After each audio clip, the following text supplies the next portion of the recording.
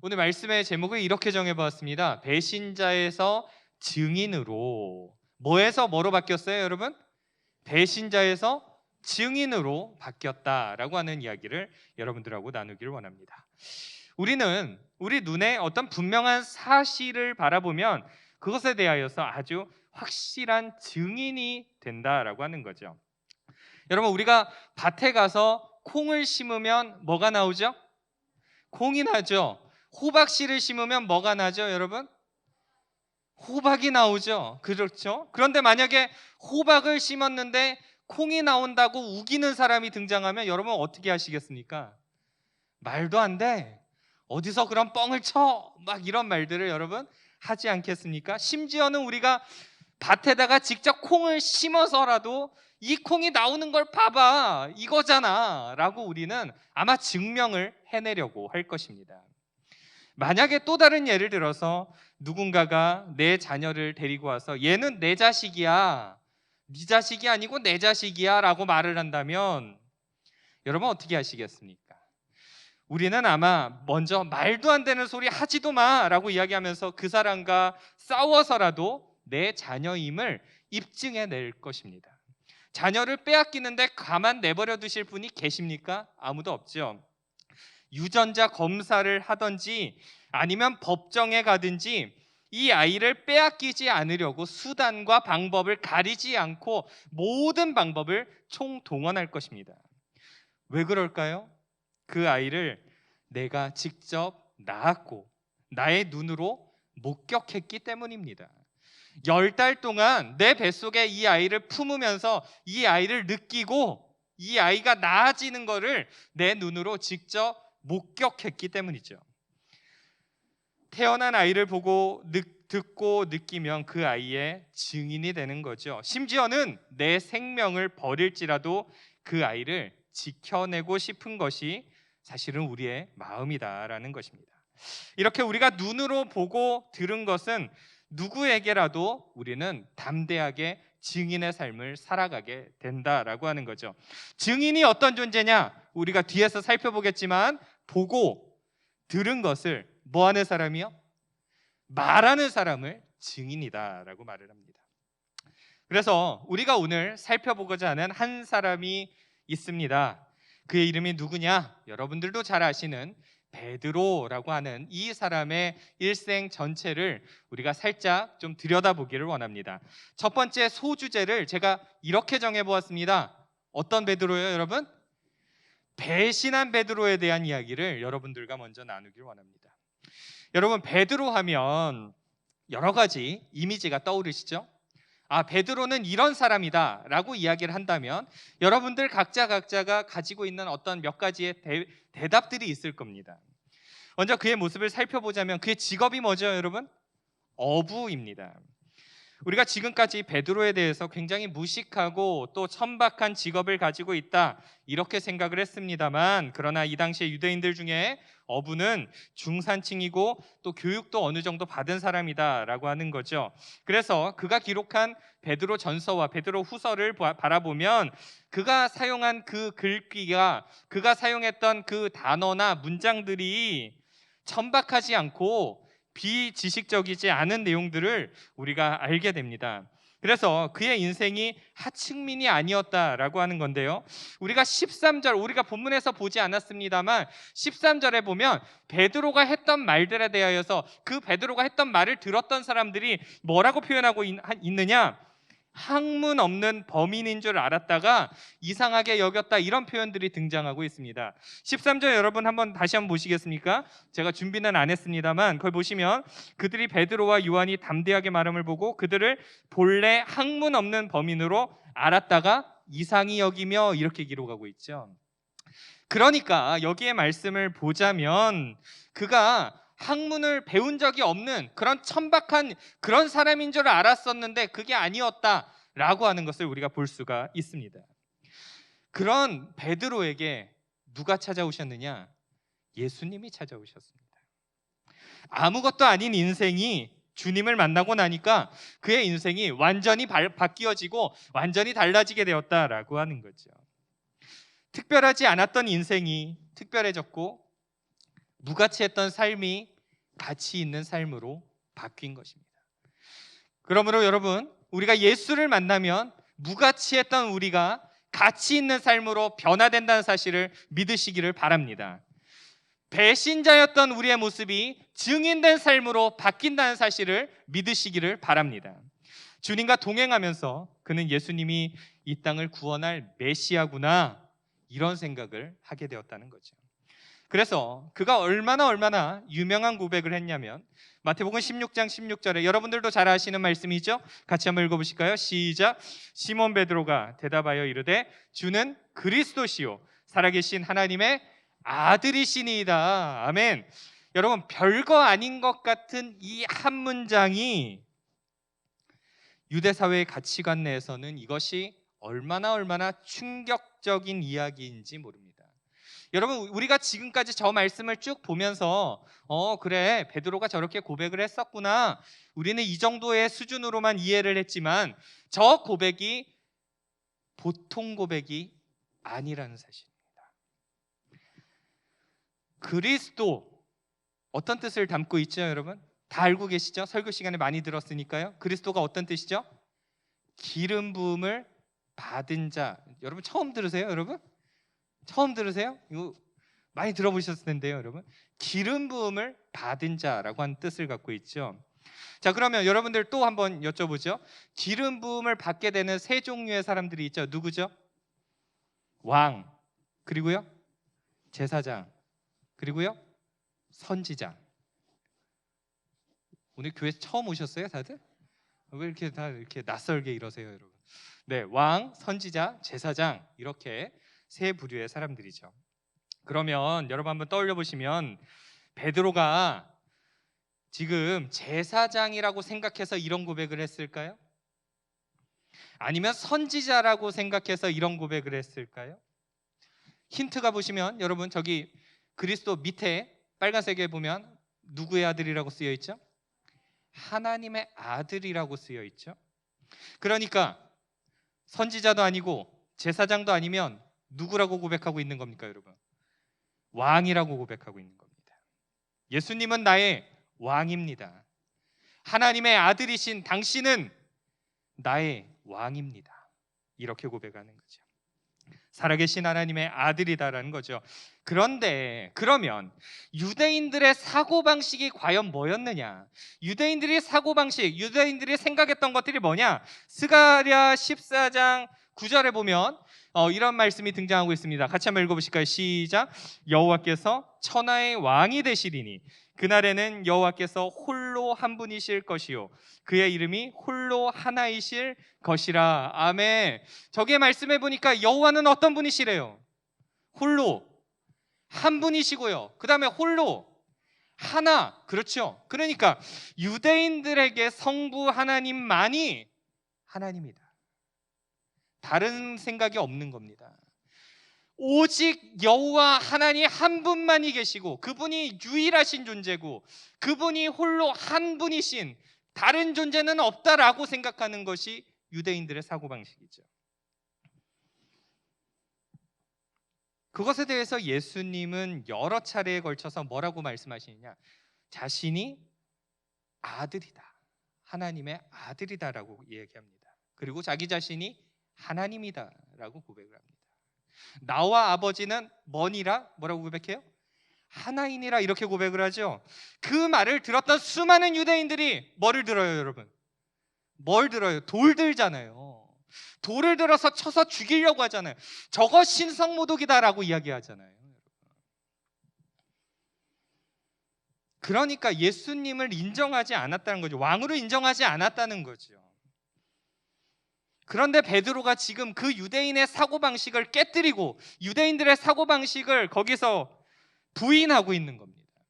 게다가 그 예수님이 하나님의 아들이다라고 말하는 것은요, 충격이 아닐 수가 없는 거죠. 예수님이 잡히실 때 예수님을 잡으러 온 많은 사람들이 있었고 그 중에 말고라고 하는 종이 있었습니다. 그 종의 귀가 어떻게 됐죠, 여러분? 잘려나가죠. 누구에 의해서요? 베드로에 의해서 싹둑 잘려나갑니다. 베드로는요, 이런 열정이 있었어요. 주님을 향한 이런 뜨거운 열정이 있었어요. 또한 어떤 게 있었냐? 야망도 있었습니다. 예수님과 함께 있으면, 예수님이 예루살렘 성에 입성하셔서 예수님이 왕좌에 오르시면, 왕 위에 오르시면 나는 적어도 장관 정도는 할 수 있겠지라고 하는 굉장한 야망이 있었다는 말입니다. 그래서 예수님께서 이제 죽으실 거야, 내가 이제 죽을 거야 라고 말씀하실 때 어떤 고백을 하냐면, 마태복음 26장 35절에 보면 이런 말씀이 등장하고 있어요. 같이 한번 읽어보실까요? 시작. 베드로가 가로되 내가 주와 함께 주를 부인하지 않겠나이다 하고 모든 제자도 그와 같이 말하니라. 아멘. 내가 뭐 할지언정이요, 여러분? 죽을지언정 주를 뭐 하지 않겠다고요? 부인하지 않겠다라고 이야기하는 겁니다. 이 장면을 여러분 잘 떠올려 보시면, 예수님 죽으시면 안 돼요. 저 아직 장관 안 됐는데요. 저요 지금 아직 높은 자리 안 올라왔는데요. 저 사람들 앞에서 이렇게 허리 펴고 이렇게 인사받아야 되는데요. 아직 지금 예수님 죽으시면 안 된다고요. 야망이 있었어요. 그럼 그가 생명의 위협 앞에서 얼마나 잔인하게 주님을 저주하고 부인하는지 모릅니다. 마태복음 26장 74절에 보면 이런 말씀이 등장해요. 같이 한번 읽어보실까요? 또 시작. 그가 저주하며 맹세하여 이르되 나는 그 사람을 알지 못하노라 하니 곧 울더라. 그가 뭐하고 뭐 했대요, 여러분? 저주하고 맹세했대요. 얼마나 다급했을까요, 지금? 3년 동안 쫓아다녔는데 죽음의 위기 앞에서요 저주할 수 있어요. 근데 맹세까지 했다라는 말은 뭐냐? 그 유대인들이 맹세할 때는 하나님 앞에서 맹세를 합니다. 누구 앞에서 맹세를 한다고요? 하나님 앞에서 맹세를 해요. 그러니까 이게 맹세했다라는 말이 뭐 단순하게 아이고 맹세했네 이 정도 수준이 아니라는 거예요. 살아계신 하나님 앞에서 내가 이 예수 그리스도를 저주하고 내가 하나님 앞에서 맹세한다, 이 이야기예요. 죽음이 눈앞에 있으니까 다급하게 주님을 모른다라고 말하면서 더 강조하기 위해서 주를 저주했던 겁니다. 인간적인 마음으로는 충분히 이해되는 부분들이 있습니다. 왜냐하면 우리도 일제시대의 신사참배 현장 앞에서 많은 기독교인들이 고개를 숙일 수밖에 없었던, 무릎을 꿇을 수밖에 없었던 그런 모습도 우리가 이해가 됩니다. 사람은 누구나 죽음 앞에 그렇게 나약해질 수밖에 없는 거죠. 베드로의 이런 모습을 제가 비판하는 것은 아닙니다. 왜냐하면 그 또한 인간이었기 때문에 주님을 부인했다라고 하는 거죠. 그리고 제자들은 모두 주님께서 3일 만에 다시 부활하실 것이라는 사실을 믿지 않았습니다. 누구나 보지 않고 믿는 것이 쉽지 않은 일이죠. 그래서 도마도 그 손과 옆구리에 못자국과 손가락을 넣어보지 않고는 내가 도저히 믿을 수가 없다라고 고백을 하는 거죠. 그렇게 예수님이 십자가에서 죽으시고 절망한 베드로에게 그 인생 가운데 이제 주님이 다시 찾아오십니다. 두 번째 소제목을 보시면 이렇게 기록하여 있습니다. 부활의 누구를 만나요? 주님을 만나다. 부활의 주님을 베드로가 다시 만납니다. 주님이 십자가에서 달려서 돌아가신 후에 그의 인생에 소망이 사라져 버렸습니다. 아까도 말했지만 그래도 한 자리 차지할 줄 알고 주님과 3년 이상을 함께 동행을 할 줄 알았는데 그가 죽으심으로, 예수 그리스도가 죽으심으로 모든 희망들이 다 사라져 버린 겁니다. 사실 우리도 주님을 향한 소망이 끊어질 때 다시 옛날로 돌아가려고 하는 마음이 생깁니다. 자포자기한 마음이 들면 그때부터 삶이 공허해지기 시작합니다. 그리고 주님을 믿으나 마나 달라진 것은 아무것도 없다라고 이야기를 하죠. 오히려 더 손해인 것만 같습니다. 그래서 베드로도 본업을 다시 찾아갑니다. 요한복음 21장 3절에 보면 이런 내용이 나오죠. 같이 또 읽어보실까요? 시작. 시몬 베드로가 나는 물고기 잡으러 가노라 하니 그들이 우리도 함께 가겠다고 나가서 배에 올랐으나 그날 밤에 아무것도 잡지 못하였더니 나 이제부터 뭐 하러 간다고요? 물고기 잡으러 가노라 라고 이야기를 합니다. 그랬더니 그 옆에 있었던 같은 몇 명의 제자들도 우리도 뭐 하겠대요? 우리도 함께 가겠다라고 말을 합니다.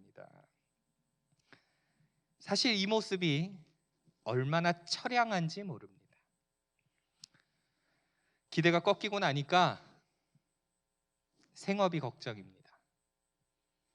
예수님이 돌아가시고 나니까 당장 먹고 살 문제가 걸리는 겁니다. 그래서 베드로뿐만이 아니라 다른 제자 몇 명도 함께 고기를 잡으러 가죠. 그런 가운데 주님이 찾아오셨습니다. 요한복음의 마지막 즈음에 보시면 베드로에게 아주 유명한 말씀을 주님이 하시죠. 내 어린 양을 먹이라.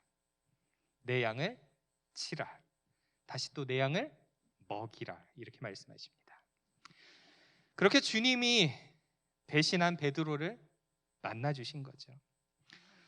주님은 베드로에게 부활하신 몸을 보이시고 약속하신 대로 3일 만에 부활하신 것을 분명히 보여주셨습니다. 절망에서 다시 소망으로 바뀌는 순간이죠. 베드로는 지금 자기 눈으로 예수님을 보고 듣고 느끼는 겁니다. 그리고 베드로를 처음 부르시던 그날의 말씀처럼 많은 영혼을 낚는 어부가 다시 된 것입니다. 처음에는 많은 사람들 앞에서 군림하게 될 줄 알았는데, 많은 사람들 앞에서 명예를 얻을 줄 알았는데, 많은 사람들 앞에서 자기가 성공한 모습을 보여줄 줄 알았는데, 이제는 진짜 영혼들을 구원하는 도구로 쓰임받을 준비가 된 것입니다. 주님을 만나니까 이런 변화가 일어난 겁니다. 세 번째로 이렇게 세 번째 주제를 한번 보실까요? 네, 이제 또 같이 한번 읽어보실까요? 시작. 증인으로 사는 베드로. 베드로는 베드로인데 뭘로 산다고요? 증인으로 이제 삽니다. 이제 오늘 본문의 이야기를 이제 풀어가 볼까 합니다. 주님이 승천하신 이후에 초대교회에는요, 놀라운 기적의 역사가 일어납니다. 죽은 줄 알았던 예수 그리스도께서 3일 만에 부활한 것을 직접 목격한 많은 사람들이 생겨난 겁니다. 그 중에 베드로 또한 주님을 만난 한 사람이었습니다. 이것에 대해서 사도 바울은 아주 분명하게 말합니다. 고린도전서 15장 4절에서 6절까지의 말씀을 보면 이렇게 등장하고 있는데, 또 읽어보실까요? 시작. 장사 지낸 바 되셨다가 성경대로 사흘 만에 다시 살아나사 게바에게 보이시고 후에 12제자에게와 그 후에 500여 형제에게 일시에 보이셨나니 그 중에 지금까지 대다수는 살아있고 어떤 사람은 잠들었으며. 아멘.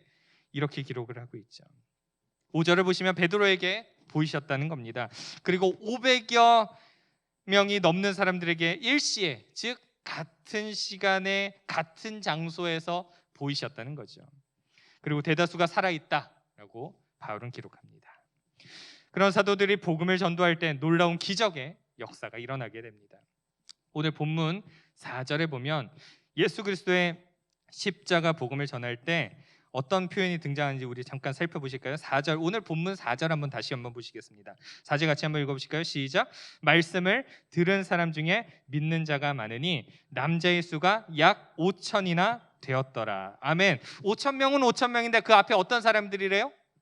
남자의 수가 약 5천이었다라고 기록하고 있죠. 그러니까 여러분들도 뭐 설교 시간을 통해서 많이 들어보셔서 아시겠지만 그 당시에는 남자들의 숫자만 기록을 했잖아요. 그러니까 그 자리에 남자들을 제외한 어린아이와 여자들까지 전부 다 포괄적으로 다 합친다면 적어도 15,000명에서 2만 명 이상이 그 자리에서 예수를 믿게 되었다는 사실을 여러분 믿으시기를 바랍니다. 예수님의 죽음 앞에 단 한 사람도 남지 않고 도망갔던 베드로 그리고 제자들이었습니다. 한 사람도 남지 않았어요. 저주하고 맹세했던 사람입니다. 그런데 지금 그들로 인하여서 이렇게 많은 사람들이 예수를 믿게 된 겁니다. 그런 예수를 핍박하여서 죽였던 사람들이 가만히 있을 수가 없죠. 지금 믿는 사람들이 막 15,000명, 20,000명 막 이렇게 늘어가고 있으니 예수를 핍박하여서 죽였던 사람들이 가만히 있을 수가 없죠. 사람들로부터 살인자 소리를 듣게 되었으니 이 복음을 전하지 못하게 막아야 했던 겁니다. 그때 그들은 이제 담대한 증인으로 이렇게 말합니다. 10절의 말씀 보여주시겠습니까? 10절 같이 한번 읽어보실까요? 시작. 너희와 모든 이스라엘 백성들은 알라. 너희가 십자가에 못 박고 하나님이 죽은 자 가운데서 살리신 나사렛 예수 그리스도의 이름으로 이 사람이 건강하게 되어 너희 앞에 섰느니라. 아멘. 여러분 얼마나 담대하게 이야기를 하고 있습니까? 도망쳤던 베드로 맞습니까, 여러분? 저주하고 맹세했던 베드로 맞습니까? 12절에는 뭐라고 쓰여있는지 아십니까? 12절 또 읽어보실까요? 시작. 다른 이로서는 구원을 받을 수 없나니 천하 사람 중에 구원을 받을 만한 다른 이름을 우리에게 주신 일이 없음이라 하였더라. 할렐루야. 도망갔던 사람 맞습니까, 여러분? 자기 목숨 살겠다고 예수 그리스도를 부인하고 저주하고 맹세하고 도망갔던, 나 물고기 잡으러 가겠다고 했던 그 사람 맞습니까?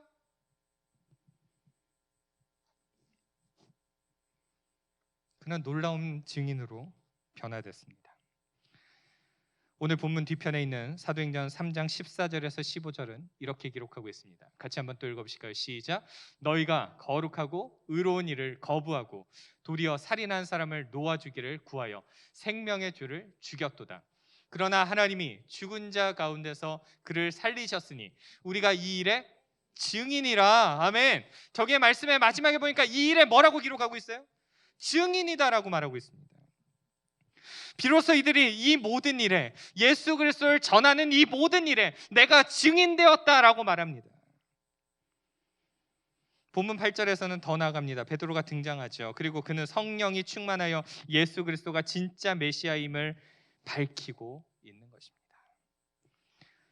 이제 그는 완전한 증인의 삶을 삽니다. 사도행전 4장 13절과 20절을 제가 두 가지를 같이 보여달라고 말씀드렸는데, 자 13절에 보면 그들이 베드로와 요한이 어떻게 하는 걸 보고요? 담대하게 말함을 보고라고 기록하고 있죠. 담대하게 말함을 보았다. 20절엔 뭐라고 기록되어 있는지 아십니까? 20절도 보여주시겠습니까? 20절. 자 여기 보실까요? 같이 읽어보시겠습니다. 시작. 우리는 보고 들은 것을 말하지 아니할 수 없다 하니. 여러분 제가 아까 처음에 증인이 어떤 삶이라고 그랬죠? 보고 들은 것을 말하는 사람이 증인입니다. 그런데 아까 13절에 보니까 그 보고 들은 것을 어떻게 말했다고요?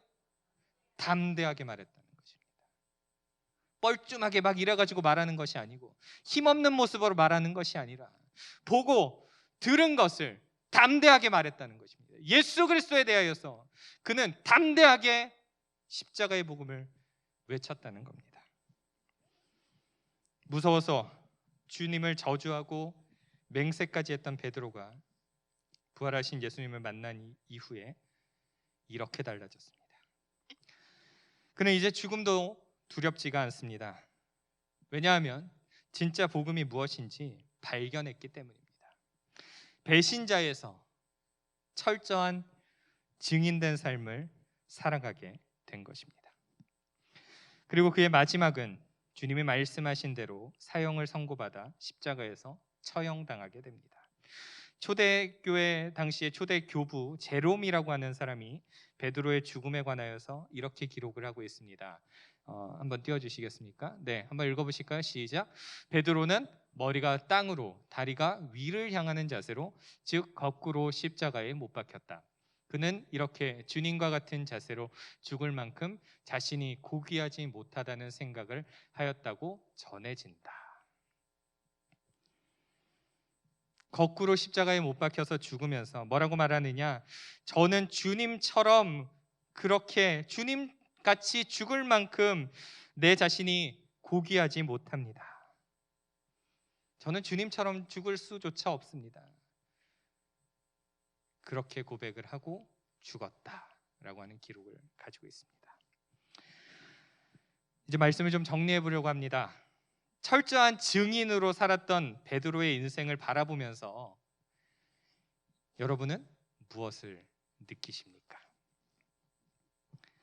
우리는 성령을 통해서 이미 십자가와 부활하신 예수님을 경험한 사람들입니다. 아멘이십니까? 우리는 이미 구원받은 사람들이죠. 주님은 보지 않고 믿는 우리가 더 복되다라고 말씀하십니다. 그 주님 앞에 여러분들은 어떤 증인의 삶을 살아가고 계십니까? 제가 여러분들에게 물음표를 찍어드립니다. 여러분들 주님 앞에 어떤 증인의 삶을 살아가고 계십니까? 설교를 100번 듣는다고 한들 1000번 듣는다고 한들 여러분들이 증인의 삶을 혹시 살아가지 못하고 있다면 다시 한번 우리는 돌이키고 결단해야 될 줄로 믿습니다. 그는 죽음의 두려움을 뛰어넘는 증인이었고 전도자였습니다. 죽음의 두려움이 누구에게나 있죠. 그러나 그는 뛰어넘고 증인이었고 전도자였습니다. 이 시대를 보면 전도하는 교회들이 사라졌죠, 여러분. 그렇지 않습니까? 전도하는 교회 보셨어요, 여러분? 제가 알기로는 못 본 것 같아요. 거의 못 본 것 같아요. 그런데 여러분, 코로나 시대에도 전도는 되는 줄로 믿습니다. 코로나 시대에도 증인은 필요한 줄로 믿습니다. 코로나 시대에도 전도자는 필요한 줄로 믿습니다. 전하지 않는다면 그 사람이 전도 대상자다라는 말이 있습니다. 전도하지 않는 사람은 그 사람이 곧 전도 대상자다. 공감하십니까? 오늘 이 시간 결단하시길 바랍니다. 다시 한번 전도자의 삶을 사시고 코로나 시대라고 해서 전도가 안 되는 것이 아니라 여전히 코로나 시대에도 하나님의 구원을 받아야 될 여전히 그런 영혼들이 우리 주변에 있다라는 사실을 기억하시고 지혜를 발휘하셔서 그리스도의 복음을 전하실 수 있는 증인의 삶, 전도자의 삶을 살아가는 저와 여러분들 모두가 되어지기를 간절히 소망합니다. 기도하겠습니다.